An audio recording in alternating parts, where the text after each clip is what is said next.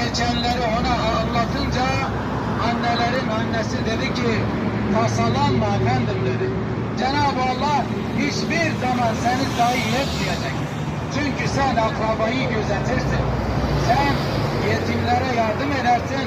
Sen düşkünlerin elinden tutarsın. Akrabayla bağlarını koparmazsın dedi.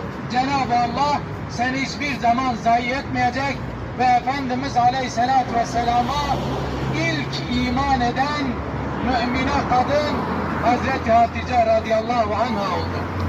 Yine Peygamber Efendimiz Aleyhisselatü Vesselam namaz kılmaya başlayınca Allah'ın emriyle Peygamber Efendimiz Aleyhisselatü Vesselam'ın arkasında ilk namaza duran kadın yine Hazreti Hatice radıyallahu anha olmuştur.